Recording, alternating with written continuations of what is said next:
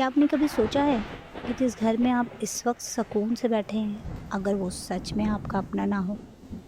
क्या हो अगर आप किसी नए किराए के घर में जाएं और रात के ठीक 2:45 बजे आपको महसूस हो कि उस घर का किराया सिर्फ पैसे नहीं, बल्कि आपकी जान है? जी हाँ, आज की कहानी एक ऐसे ही बदकिस्मत ख़ानदान की है, जो एक आम सा किराए का घर समझकर वहाँ रहने गए, लेकिन उन्हें नहीं मालूम था कि वहाँ पहले से ही कोई उनका इंतज़ार कर रहा है। अस्सलाम वालेकुम, मैं हूँ अलीज़े और आप देख रहे हैं स्टोरी स्पार्क। अगर आपको ऐसी ही सच्ची और डरावनी कहानियाँ सुनना पसंद है तो चैनल को ज़रूर सब्सक्राइब करें।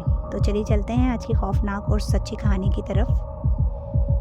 ये वाक़या आज से लगभग 12 साल पहले का है और सच कहूँ, आज भी जब उस रात को याद करती हूँ तो मेरी रीढ़ की हड्डी तक ठंडी हो जाती है। हम एक बहुत ही प्यारी और छोटी-सी खुशहाल फैमिली थे। अब्बू बैंक में जॉब करते थे, भाई यूनिवर्सिटी में थे और मेरा कॉलेज स्टार्ट हो गया था। और मेरी अम्मी अम्मी मेरे घर की जान थी। हर वक़्त हँसती, मुस्कुराती, पूरा घर उनकी आवाज़ से ज़िंदा लगता था। सच कहूँ तो घर की सारी रोशनी उन्हीं से थी। उन दिनों हम पुराने घर को छोड़कर नए किराए के घर की तलाश में थे। काफ़ी ढूँढने के बाद हमें एक डबल स्टोरी घर मिला।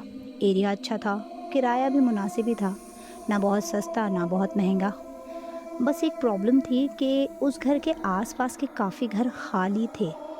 ब्रोकर ने बताया कि ये लोग ज़्यादातर या तो मुल्क से बाहर हैं या कुछ किराए के लिए खाली हैं। खैर, हम उस घर में शिफ्ट हो गए। उस घर का ऊपर वाला पोर्शन लॉक था। हमने कभी पूछने के बारे में सोचा नहीं, लेकिन नीचे का पोर्शन ही हमने किराए पर लिया था। इस पोर्शन का एक रास्ता हमारे नीचे वाले हिस्से से भी गुजरता था। इसी हिस्से में एक स्टोर भी था, वो भी लॉक था। अम्मी ने इस स्टोर को यूज़ में लेना था।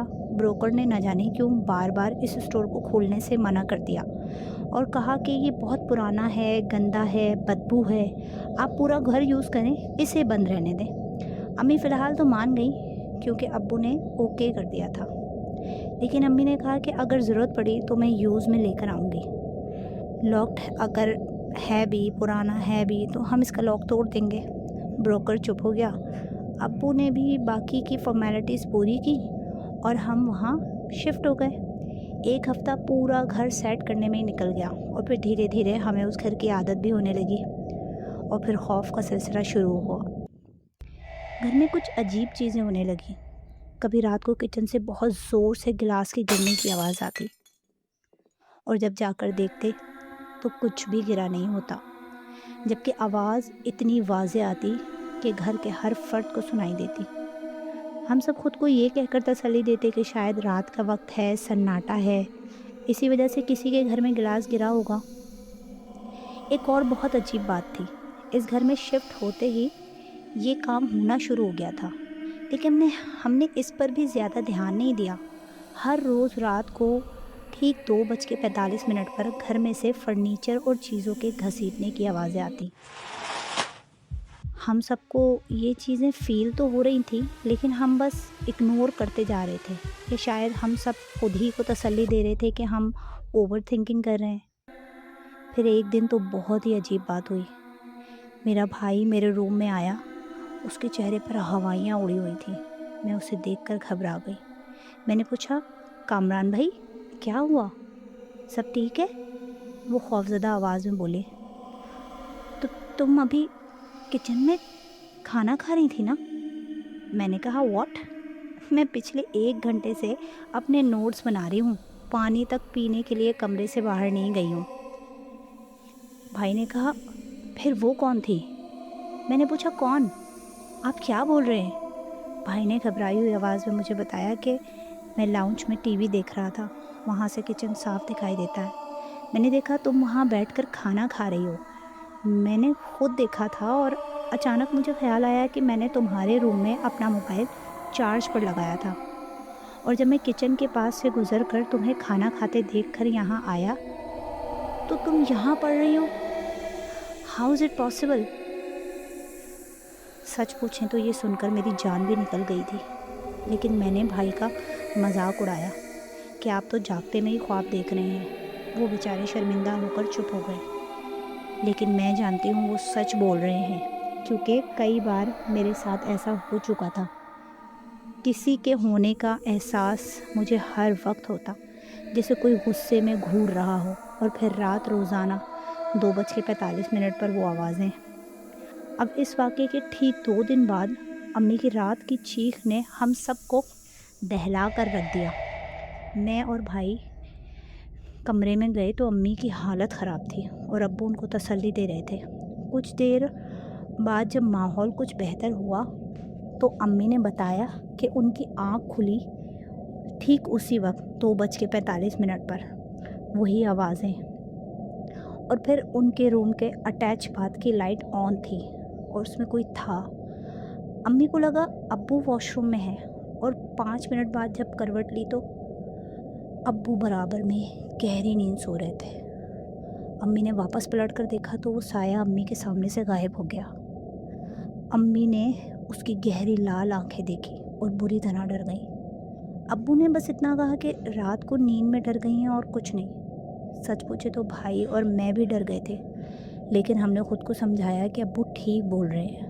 لیکن اس رات کے بعد امی بدل گئیں۔ وہ کافی چپ چپ سی رہنے لگی تھیں۔ ہمیں لگا اس واقعے سے ڈر گئی ہیں۔ ایک اچھی بات یہ ہوئی کہ اس واقعے کے بعد کافی دنوں تک کوئی پیرانارمل حرکت گھر میں ہوئی ہی نہیں۔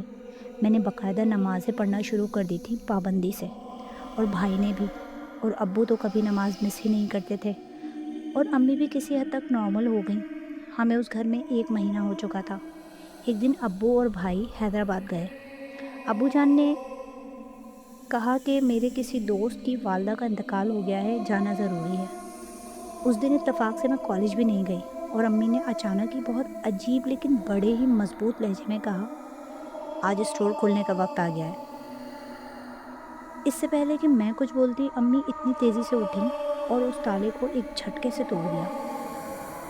میری تو حیرت کی انتہا نہیں رہی، یہ انہوں نے کیسے کیا؟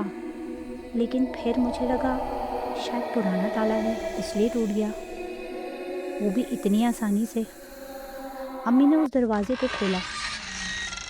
کھلتے ہی جیسے اس بروکر نے کہا تھا، ایک بہت ہی عجیب سی بدبو، جیسے کچھ سڑ گیا ہو، اور سیلن اور گیلی مٹی کی بہت خوفناک سی بدبو پورے گھر میں پھیل گئی۔ لیکن امی بڑے ہی عجیب طرح سے اس اسٹور کو گھور رہی تھی، اور پھر جیسے ان میں بجلی سی دوڑ گئی۔ اکیلے ہی انہوں نے اس اسٹور کو صاف کرنا شروع کر دیا۔ میں نے کہا، امی میں ہیلپ کرواتی ہوں۔ انہوں نے جیسے سنا ہی نہ ہو۔ پھر مجھے عجیب وحشت سی ہونے لگی۔ اوپر سے وہ بدبو۔ میں اپنے کمرے میں چلی گئی، جہاں جا کر نہ جانے کیوں مجھے لگا کہ ابو اور بھائی کو مجھے بتانا چاہیے، اور میں نے ابو کو کال کر کے سب بتا دیا۔ شاید میری کال کوئی الارم ہی تھی ابو کے لیے، کہ انہوں نے بس اتنا کہا ہے نا، بیٹا جب تک میں اور بھائی گھر نہیں آتے تم کمرے سے باہر مت آنا۔ میں نے ابو سے کوئی سوال نہیں کیا۔ تقریباً 4 گھنٹے بعد ابو گھر واپس لوٹے۔ ان کی آواز سے ہی میں نے دروازہ کھولا۔ جتنی دیر تک میں اپنے کمرے میں انتظار کر رہی تھی، اس دوران میں 2 گھنٹے تک تو باہر سے امی کے کم کرنے کی آوازیں آ رہی تھی، لیکن 2 گھنٹے بعد مکمل سناٹا تھا اور میری گھبراہٹ بڑھتی جا رہی تھی۔ لیکن جب ابو نے آ کر دروازہ کھٹکھٹایا اور مجھے آواز دی تو میں نے دروازہ کھولتے ہی ابو کا چہرہ دیکھا، اور انہوں نے مجھ سے ایک عجیب سا سوال کیا، تمہاری امی کہاں ہیں؟ تمہاری ماں پورے گھر میں نظر نہیں آ رہی۔ میں نے کہا، ابو مجھے نہیں پتا، میں کمرے سے نکلی ہی نہیں۔ ابھی ہم یہ باتیں کر ہی رہے تھے کہ کامران بھائی نے کہا، ابو وہ امی۔ اور جب ہم نے پلٹ کر دیکھا تو وہ منظر، یا اللہ! امی لاؤنج میں ہوا میں بغیر کسی سہارے کے لٹک رہی تھیں، اور ان کی وہ آنکھیں ان کی نہیں تھیں۔ اتنی کریپی مسکراہٹ تھی کہ آج بھی وہ منظر یاد کر کے روح کانپ جاتی ہے۔ ہم سب بہت ڈر گئے تھے۔ انہوں نے فوراً اپنے ایک دوست سلمان انکل کو کال کیا۔ بیسیکلی اس طرح کی پیرانارمل حرکتوں کو اور اس طرح کے کیسز کو ریچول طریقے سے ہینڈل کرتے تھے وہ۔ ابو کے کال کرنے کے 20 منٹ میں ہی انکل گھر آ گئے، اور جب یہ منظر انہوں نے دیکھا تو اپنی تسبیح کو جلدی جلدی گھمانا شروع کیا۔ بہت تیزی سے کچھ پڑھ رہے تھے۔ امی نے عجیب آوازیں نکالنا شروع کر دیں، جیسے کوئی پھسپھسا رہا ہو۔ تقریباً 2 گھنٹے لگاتار پڑھائی کرنے کے بعد امی بے ہوش ہو گئیں۔ سلمان انکل نے گھر کی تمام لائٹس آف کروا دیں۔ وہ منظر بیان سے باہر ہے۔ اور پھر موم بتیوں سے ایک دائرہ امی کے ارد گرد بنا دیا۔ کچھ دیر میں امی ہوش میں آئیں تو وہ میری امی نہیں تھی۔ انہوں نے ایک بہت خوفناک آواز میں کہا، یہ میرا گھر ہے، یہاں کوئی نہیں رہ سکتا۔ اس عورت نے میرے گھر کو اپنا بنانے کی کوشش کی، اسے نہیں چھوڑوں گی۔ سلمان انکل نے بس ایک ہی مٹھی بند کی اور کچھ پڑھ کر جب ہاتھ کھولا تو ساری موم بتیاں خود ہی روشن ہو گئیں۔ امی چیخنے لگیں، یہ آگ، بند کر اسے، بند کر اسے۔ سلمان انکل نے کہا، تو کون ہے؟ کیا چاہتی ہے؟ اس کو چھوڑ دے، ورنہ یہ آگ تجھے جلا دے گی۔ اس نے کہنا شروع کیا، کبھی یہ گھر میری جنت تھا۔ میں نے اپنے دونوں بچوں کے ساتھ یہاں بہت خوبصورت وقت گزارا۔ میرے شوہر اکثر شہر سے باہر ہوتے تھے۔ ایک رات لوٹ مار کے ارادے سے کچھ آدمی میرے گھر گھس گئے۔ انہوں نے مجھے میرے بچوں کو اسٹور میں بند کر دیا۔ میرے دونوں بچوں کو اندھیرے سے ڈر لگتا تھا۔ میں نے بہت منتیں کیں، دروازہ کھول دو، جو چاہے لے جاؤ۔ میرے بچے اندھیرے سے ڈرتے ہیں، لیکن ان لوگوں نے دروازہ کھول کر جلتی ہوئی پیٹرول کی بوتل اسٹور میں پھینک دی اور ہم جل کر مر گئے۔ ایک اذیت ناک موت میرے بچوں کو مجھے نگل گئی۔ لیکن یہ گھر میرا ہے، میں کسی کو رہنے نہیں دوں گی۔